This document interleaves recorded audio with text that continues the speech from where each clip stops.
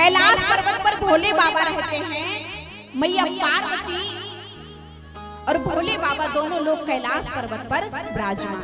एक दिन क्या देखा कि नारद,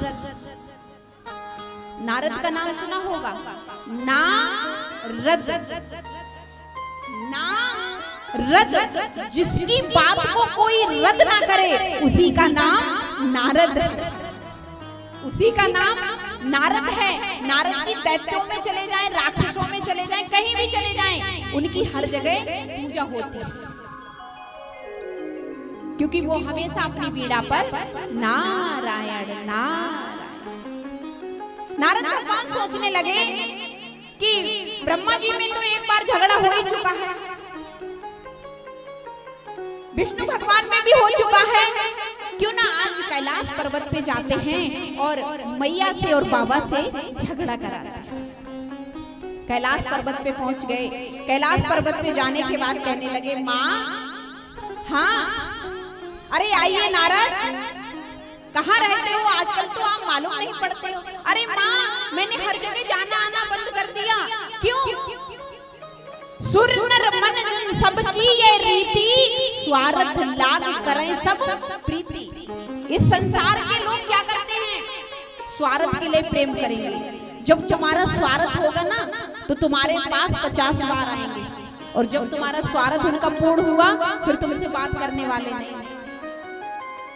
तो सुर नर मुनि सबकी ये रीति, स्वार्थ लाग करें सब प्रीति।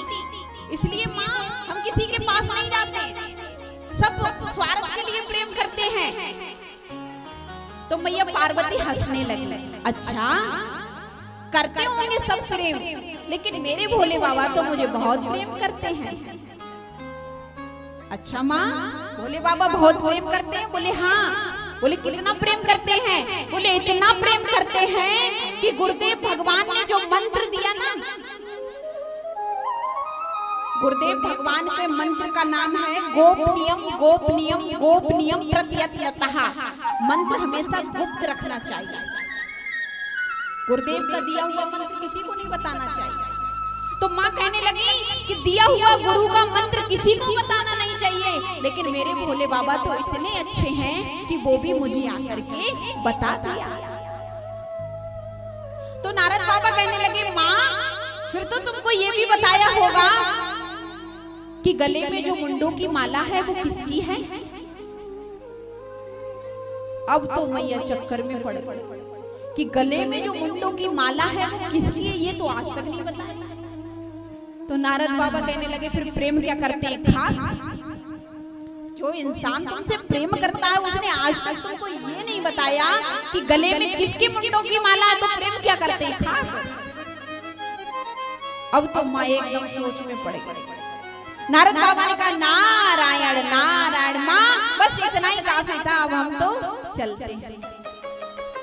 आश्रम से निकल गए और भोले बाबा समाधि में बैठे थे। समाधि में जाके भोले बाबा से बोले, बाबा हाँ, अरे मैया आश्रम में याद कर रही है। बाबा हंस के कहने लगे, नारद जब तुम आश्रम में गए हो तो माँ ने तो जरूर याद किया होगा। भोले बाबा समाधि से आए और क्या देखते हैं कि मैया कोप भवन में चली गई। कोप भवन जानते हो? कोप मानी क्रोध और भवन मानी घर, जो क्रोध का घर हो। पहले राजघरानों में क्या होता था कि मैयाओं को रूठने का एक अलग से कक्ष बनवाया जाता था। पहले कितना हमारे पास भाव था कि रहने की तो बात छोड़ो, रूठने के लिए एक कक्ष अलग से बनवाया जाता था। अच्छा, अब बनवाया जाता है क्या? अब क्यों नहीं बनवाया जा रहा है? क्योंकि अब रूठने का कक्ष तो नहीं बनवा सकते, क्योंकि जगह का इतना अभाव हो गया। भाई एक कक्ष तो अपने लिए, एक बेटा बेटी के लिए, एक बाबा दादी के लिए, 3 तो यही हो गए, इतना ही पर्याप्त हो पाता है। उसी की डेंटिंग पेंटिंग करने में बहुत कुछ लग जाता है। तो रूठने को कक्ष देवी जी को अलग से कहां से बनाए? पर एक रूठने का साधन आ गया, सेल फोन। सब देवियों के पास सेल फोन होगा, अगर पति जी थोड़ी सी डांट लगा दे तो phone switch off, black list में कहीं कहीं तो नंबर डाल। आज बात नहीं करूंगी, डांटा कैसे है, आज बात कर लूं। पति फोन लगा रहे हैं, भैया देवी जी का फोन ही नहीं लग रहा है, ब्लैक में जा रहा है, व्यस्त जा रहा है, व्यस्त जा रहा है। जब देखेंगी आके डांट लगाएंगे तो स्विच ऑफ कर लेंगे। ये रूठने का सबसे बड़ा साधन। हाँ जी या ना जी? मैया जब कोप भवन में चली गई तो भोले बाबा ने देखा और कहने लगे, देवी तुम ये क्या, तुम कोप भवन में? देवी साक्षात जगत जननी। बोले नहीं, आज मुझको पता चला है कि तुम मुझको प्रेम नहीं करते। बोले क्यों? अरे तुमने तो कभी ये नहीं बताया मेरे लिए कि तुम मुझे कितना प्रेम करते हो। बोले ये भी कोई बताने की चीज है कि मैं तुम्हें कितना प्रेम करता हूँ? बोले तुम कपटी हो। बोले बाबा कहने लगे हम कपटी हैं? बोले हाँ। बोले क्यों? बोले तुम्हारे गले में ये मुंडों की माला है, तुमने आज तक बताई ये किसकी माला है?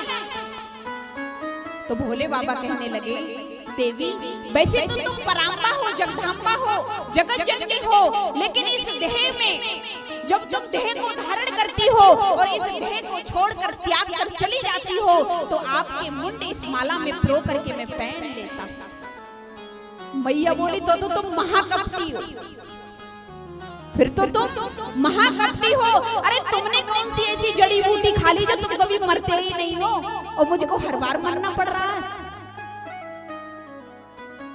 फिर बाबा कहने लगे, देवी मैंने अमर कथा का पान किया,